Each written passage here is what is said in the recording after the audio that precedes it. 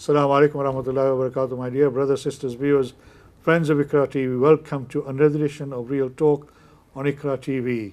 I'm your host Iqbal Bhana, and every week I try and bring to you some issues or some subject of interest to our community. Today I want to talk to you about foster caring. We know for a fact that we've done this program on a number of occasions where many people have tuned into and actually called in and talked about their experiences of foster caring. And we've had Shadi Hussain from the Muslim Foster Care Network and his colleagues come on here, as well as foster carers, people who become foster carers, to come and talk about their experiences of becoming a foster carers and what they've learned from that. Now, we know for a fact that in this country there are thousands of children who are in the care system, many of them because of all sorts of reasons, family breakdowns, deaths in families, etc., etc. And they end up in the care system. And the local authorities who look after them are always on the lookout for parents, for people who want to bring these children into a family environment and give them that experience of a family life. And today I have two very eminent people who are actively involved. One is a foster carer herself, and the other is actually the recruitment manager for the foster care team that he works for. So I'm deeply honored that I've got colleagues from the Bradford Children and Family Trust who in Bradford area are primarily responsible for trying to get people to become foster carers and support people who become foster carers as well. And also I've got Sister Shaheen Khalid, who has been a foster carer for the last 3 years and has cared for children from 3 different ethnic communities as well. So we want to hear their story. We want to talk to Khalid, for example, Kamran, for example, to ask him what is the situation in Bradford region, for example. How many children do we have in the area who are in the care system? How many of them would be, local authority be looking to try and resettle into a family environment? And what are the processes they have to go through? But importantly, Shaheen Khalid, who is a foster carer herself, has 3 years experience of caring for children. We can hear her testimony of what she has gone through and how rewarding or difficult it has been for her. As a Muslim, we know that the Prophet ﷺ has said that anybody who gives support and looks after orphans will be with me on the day of Qiyamah, and he put his 2 fingers together, indicating how close that person will be with the Prophet ﷺ. So this is an important subject. And over the years, we've seen that in this country, in 30, 40 years ago, we hardly ever heard of Muslim children finding themselves in the situation where they were in the care system. Unfortunately, for all sorts of reasons, we are now seeing more and more Muslim children and others, non-Muslim as well, who are ending up in the care system. So today, I want to try and encourage you to hear the testimony from Kamran, and particularly for Sister Shaheen. And hopefully you will learn something and maybe encourage you to consider whether you have the ability and the wherewithal and the aptitude to try and become foster carers and look after some of these children who are unfortunately living in very challenging and difficult times.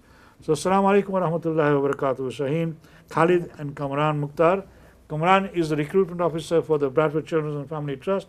And as I said, Sister Shaheen Khalid is a foster carer herself, so I'm deeply honored for both of you to come here today and join me, particularly Sister Khalid, because her work around this, her commitment and dedication, I'm sure will be rewarded not only in this world but in the world hereafter as well.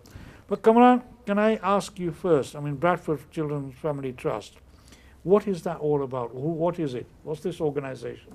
So we are the fostering agency for the Bradford district, Right. and we are actively recruiting foster carers to look after children that are coming into the care system. Right. And these are foster carers for all the children? For all the children, in the yes, district, within the district. So we're the local authority fostering agency, and we're looking for local people to look after local children. Right. And roughly, do you know how many children in the Bradford district may be in the care system at the moment? At the moment, we have approximately 1,500 children in the care system, and we have, and that's changing every 10 minutes. A child's coming into the care system in the UK. and we have over 500 foster carers looking after them children. That's good. So we don't have enough carers to be looking after the children that are coming into the care system. And these children, I know we've had people coming in from, immigration brings in some challenges, asylum seekers and refugees as well. Do we have a higher proportion of those now coming in into the system, or is it sort of balancing itself out at the moment compared to the previous years? So we tend not to deal with the asylum children that are coming in. That's a different organisation that deals with it. So we're tending to deal with the people who are Bradford citizens, and their children that we're looking after and looking for carers for them. Okay. So as we said, how many thousand? You say 1,000? There's 1,500 in care with Bradford fostering at the moment, with 500 foster carers. Okay. Okay, that's fine. I mean, do you have, and how long have you been working in this field? So I've been the recruitment officer with Bradford for 5 years, and I've been a foster carer for 6 years. So you're a foster carer yourself as well? I am a foster carer mashallah. myself as well. Sure. So both of you are foster carers? Yes. Oh, subhanallah, very good. And this is a bonus for us today. So, Sister Shaheen, obviously you've been a foster carer for 3 years, and you've cared for children from different nationalities over the last 3 years. What led you to become a foster carer? I presume you have a family of your own? Yes. So you have a husband and children yourself? I have a husband, 3 children. I've got 3 boys. MashaAllah. Alhamdulillah. My children grown up, and they got married and they moved out. You're joking? And yeah. Right. When me and my husband, the last month when his own house, and your house was empty, and the house is big, so we thought, I think, what can I do now? So I decided to get foster children. All right. Yeah, my husband helped me, my children, all the way, and we did it in the end of it. Alhamdulillah. Right. So your children live here locally as well, within Bradford area? Yeah, locally, about 5 minutes, 7-minute drive. My children live there. All right. So that is a strong help as well, I'm sure. Yes, definitely, yeah. So you then, obviously, when they say the kids have flown the nest, so you found yourself and your husband on your own. Yes. And so you decided to, okay, now let me look at. You must love kids then. I love kids. You can get them on the news, get them on the Facebook. When you open foster, there we go the bedroom, spare bedroom, come ring us and foster the children, and that's what I did. I've seen a leaflet, I think, and I just phoned them, and I went to interested in foster, and then that's started from there. In the past, when people have come here, they've talked about the very complicated bureaucratic process of becoming a foster carer, which is understandable because there's lots of rules and regulations. And agencies have to make sure that the person who wants to become foster carer is checked completely thoroughly. How did you find that process yourself? I think I was lucky when I applied for the foster. That was the corona. Right. Our the procedure we have on the on Zoom meeting or face to face through Via the cameras via Zoom. So all the assignments and all the checks and all the talking we did it over the phone. Right. And we don't need to go anywhere, or nobody came to my house to look at it. But when the time comes and I pass all the procedure, they did come to look at it.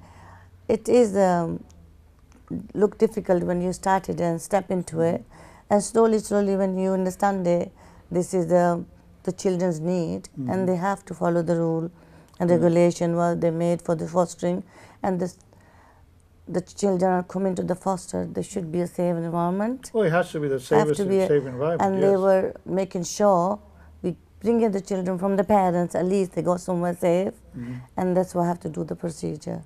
People think it's hard, but when you work with them, then slowly you understand them. This is the way of doing it. And it's necessary. We necessary to do it. And it's not hard. Did you have to make any changes to your house in order to accommodate the children, or? Not much. Just a banister. I needed one banister, need another on my attic stairs, about 3-4 foot. Or we used to put the gates on for safety gate for younger children for the stairs upstairs. Right. This is what I do it for my own children, my grandchildren. Right. When they were young, living with me. Yeah, yeah. So this is not actually extra thing for me. Right. So a fire alarm, we already have the house. Right. Window locks, we already have the one, but they want another one, and we change that.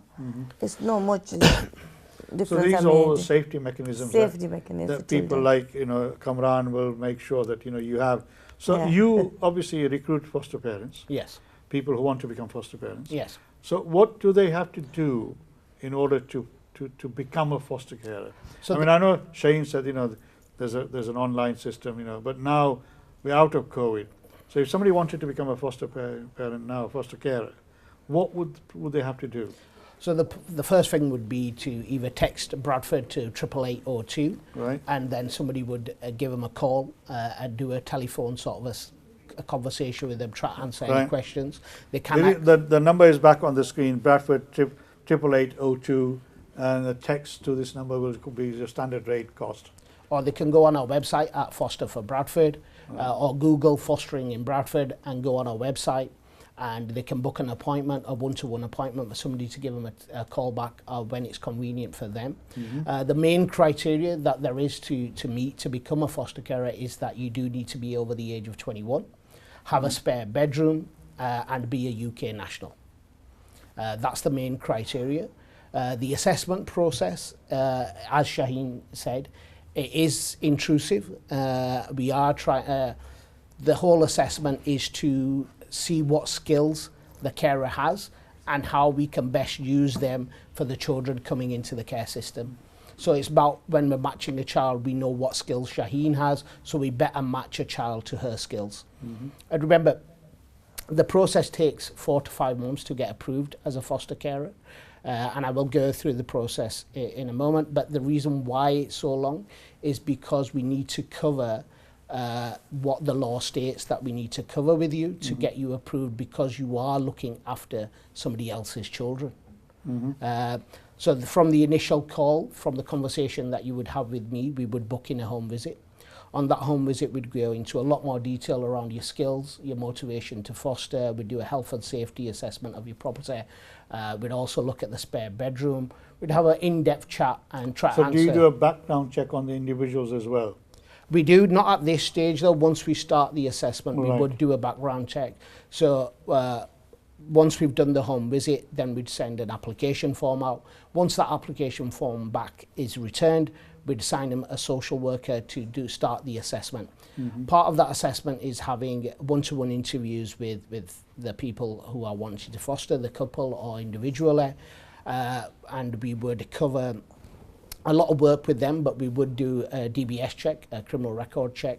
You would have to have a medical check done. There'd be a couple of references that you'd have to provide that we go and interview as well. That's quite a long, complicated process. Let's say 4 to 5 months, and you've gone through it over 3 years 6 ago. months. Might take 6 months. 6 months, yeah. But obviously, all of this is absolutely necessary and required for the protection, the safety of the children that you want people to look after. Yes. Now, in terms of deciding which child goes to which parent, is that the decision that your agency makes once you've assessed what the skills and abilities of that foster carer is? Yes, it is. That's a decision that the family finding team would make when a child comes in. We would see what skills, for example, Shaheen has, and the child that's coming into care. So we try to match culturally, religion, and obviously the specification Shaheen may have asked that she only wants children, prefers children between the ages of 5 and 10. That was going to be my next question. Do the people who want to become foster carers, can they set some sort of parameters? So we can look after somebody who's 5, or a baby, or 15 or 16, or about 8 teenagers, etc., or a particular culture. Can they set that parameters? So when you're approved, you can choose. So you're approved from 0 to 18, but you can have a preference of 5 to 10. You can choose whatever age range you would like. You can choose the gender that's better fitted to your family or your children. unfortunately, you can't choose the culture or the identity of the child, the ethnicity, because it's based on your skills and the needs of that child coming into care at that time. So we try to match the skills and the needs of the child with the skills of the foster carer. Yes, we will try to match culturally and religion where we can, but sometimes that's not possible because we don't have enough Muslim foster carers for the Muslim children. So, I mean, if we look at the proportion of children in care at this moment in time within the Bradford district from the figures you've given, I'm roughly guessing that there might be about 250 children within that 1,500 children who might have a baby of a Muslim faith, right? And this is where I think, I want to sort of emphasize that we know that nationally, last time when I did this program was about a year and a half ago, that we were talking about 4,000 children nationally from the Muslim community who were desperate to find a Muslim foster carer. So you said you've got about 500 in total in Bradford at the moment. We've got 1,500 children. 500 foster carers, yes. Do we know how many of those are from the Muslim community, for example? Again, it's the foster carers are from the Bradford district, so it builds up from the demographic of the Bradford district. So if there's majority Muslim people that are living in Bradford, there's more Muslim foster carers at the moment, and we are actively recruiting Muslim foster carers for the Muslim children that are coming into the care system, but we are actively recruiting foster carers full stop because there's such a shortage of foster carers within Bradford, and every council is struggling at the moment to recruit foster carers. We know, that's what I'm saying, nationally there's, we know, I think the last time the national figure of children in care was over, I think, 50,000 across the country. The number of Muslim children, I was told around that time was about 3,500 to 4,000. So that's why I was trying to sort of break down some of those figures at a local level. So, I mean, obviously, becoming a foster care, I know I've seen adverts or heard adverts on the radio as well. What proactive work do you do in the community to try and engender more and more people to come to become foster parents? So, as the recruitment officer, and we are doing a lot of work. We have active stalls. We've got one of our colleagues who is regularly at mosques and faith centres trying to recruit foster carers. After prayers, we're coming on shows like yourselves to recruit foster carers. We're trying to go on the radio. We are actively in the community. We're holding a lot of stalls. We're at the BRI, we're at the Airedale Hospital. We have monthly events where we're at Wibsey Library, Shipley Library. We do an online event. We tend to be at every fair and fair, trying to recruit people, and we're trying to get in within the community to positively promote fostering, to recruit more foster carers. Okay. Shaheen, can I come back to you? I mean, you've been doing this for 3 years. Can you just give us a little bit of an idea of the type of children and their background that you've sort of cared for? The first 2 children came into my care. They were the first 2 siblings, and they were a Christian. Right. The girl was Christian, but the boy was half Muslim, Right. 3/4 Muslim. And these were siblings, were they? Siblings, yeah. And they stayed with me 2 years. Wow. And they went for a long term then. And this is a experience for me when my husband reading namaz, the little boy just doing another Jan namaz there, and they just reading namaz with him. Oh, mashallah, very good. And because he stayed with them, when he came, there was a corona there with us. His corona didn't go, but when Khalid goes to mosque, he wants to go with him to mosque as well. So that you feel for them kids to, if the Muslim kids come to the Muslim foster carer, it's easier for them to they follow their own religions and own needs. So I know this is challenging and difficult. Maybe you look to all children, how going to look after it, but when you get the child in your care, honest, that was so easy to look after them if you look at their needs. Right. So obviously, as I say, you must love children. Definitely. Right? In order to no doubt about it. Yeah. Because you've got 3 of your own, Yeah. all happily married, you're saying. They've got grandkids as well. I've got 10 grandchildren. Oh, mashallah, you won't believe it, but you have, you know, and So, yeah, so I mean, 10 grandkids. I'm sure they'll be coming around on a regular basis as well. yeah. So how did the dynamics of the family sort of get affected by you bringing in 2 other children? How old were the children that you brought in, did you say? Quite, you It under was 5? 4 and 6. Yeah. Actually, when I was saying I've got my own family and the children come in, when they came to my care, I asked my children to not to, they come in to visit us every week. Right. And asked us to not to come in because I don't want to get overwhelmed. Right. Slowly, when they settled a little bit down, I took them to my children's house, Right. meet them there. And they were settled down more when they seen same ages children in my family. Yeah. And then every 2, 3 weeks, 4 weeks, when they start coming, visiting us, and then we go visit them, and they settle down. Right. And then actually, they're like a part of family. Right. And they were doing the same thing like Eid festival we're doing it, and Ramadan we're doing iftari and stuff. They were just around the table. Right. And that's good. And obviously these children are very young. yeah. And obviously, as you say, one of the child was of Muslim background. Yeah. So obviously he Sikh was. whatever, yeah. Yeah. So obviously, you know, it must have made you feel quite good when you see that child sort of reflecting your own culture and your faith. Yeah, because he don't know do the salam when he came. Then he learned how to salam, and when he come back from so my husband picked him up, and when he comes to the door, he says, Assalamu alaikum, very loud. It feel good.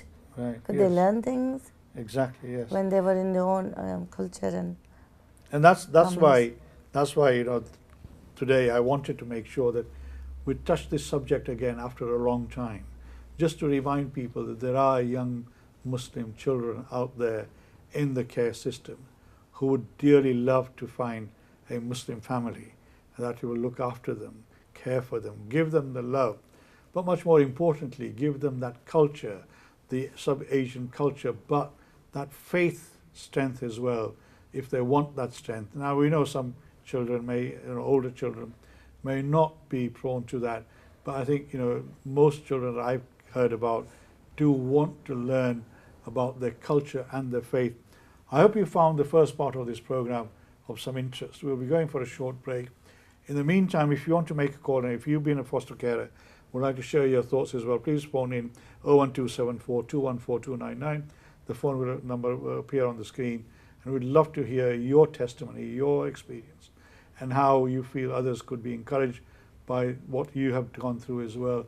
I'll see you soon. Take care. As I say, go for a break, have a tea, coffee, faluda, whatever it is, and I'll see you soon, inshallah. Take care.